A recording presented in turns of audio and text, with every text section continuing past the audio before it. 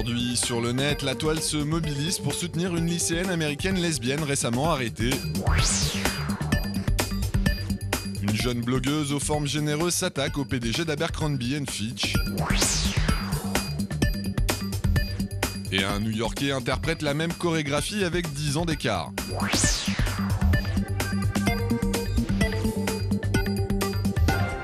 À 18 ans, Caitlin Hunt pourrait se retrouver inscrite sur le registre des délinquants sexuels aux États-Unis.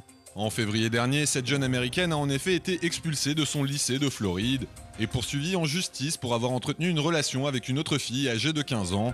Une relation consentie mais illégale aux yeux de la loi en Floride qui fixe la majorité sexuelle à 18 ans.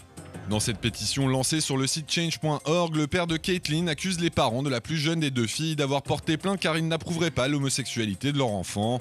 Un texte qui réclame l'abandon de la procédure engagée contre Caitlin et qui a été signé par près de 160 000 internautes. Une mobilisation qui passe également par les réseaux sociaux où les utilisateurs crient à l'injustice. Plus de 40 000 personnes ont ainsi rejoint ce groupe de soutien créé sur Facebook et qui appelle à une réforme de la loi en Floride pour éviter qu'à l'avenir des lycéens ne soient poursuivis pour une liaison amoureuse consentie. Dans le même temps, une campagne de récolte de fonds est également organisée sur le site GoFundMe en faveur de Caitlin et de sa famille pour payer leurs frais de justice. Une initiative qui a permis de récolter plus de 15 000 $ jusqu'à présent.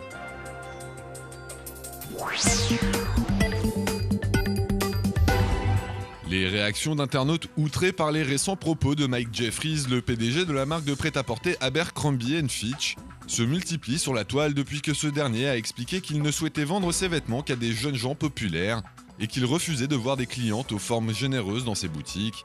Ainsi, après l'initiative menée il y a une dizaine de jours par un Américain qui s'est amusé à distribuer des vêtements de la marque à des SDF de Californie. Pour écorner l'image de l'enseigne, une jeune femme est à son tour montée au créneau sur le web pour dénoncer la politique défendue par le créateur de la griffe. Connue sur internet sous le pseudo de Militant Baker, la blogueuse qui assume pleinement ses rondeurs a en effet décidé de détourner les affiches publicitaires de la marque de prêt-à-porter en se mettant elle-même en scène. Des posters revisités où on peut la voir prendre la pose à la manière des mannequins choisis par l'enseigne et sur lesquels le nom d'Abercrombie & Fitch a été remplacé par la mention « Attractive and Fat » qui signifie « jolie et grosse » en français.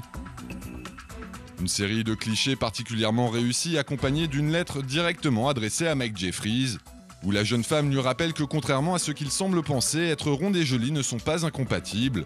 Un texte dans lequel elle propose également de manière ironique au PDG d'Abercrombie & Fitch de trouver un arrangement financier pour qu'elle cesse de porter ses vêtements, ce sans quoi elle lui promet de continuer à parader avec, au risque de renvoyer une mauvaise image de la marque.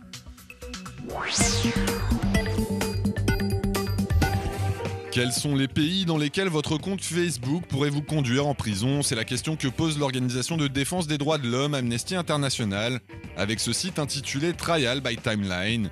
Une application qui passe au crible votre profil Facebook pour déterminer dans quel pays du monde vous pourriez être poursuivi ou persécuté en raison de votre religion, de votre orientation sexuelle ou bien de vos opinions politiques.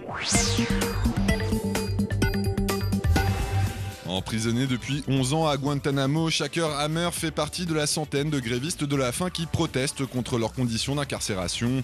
Via Twitter et par la voix de son avocat, ce résident britannique d'origine saoudienne a ainsi appelé ses supporters à contacter l'ambassade des États-Unis à Londres pour réclamer la fermeture de la prison américaine de Cuba.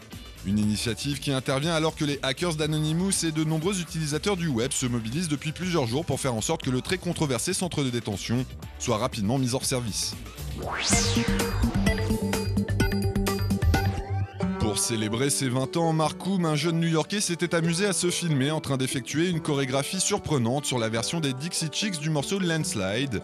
Une petite danse qu'il a décidé de reprendre 10 ans plus tard pour marquer son passage à la trentaine, comme on peut le voir dans cette vidéo qu'il a récemment mise en ligne, et qui permet de se rendre compte que s'il a bien changé physiquement au cours de cette période, ses talents de danseur sont eux restés intacts.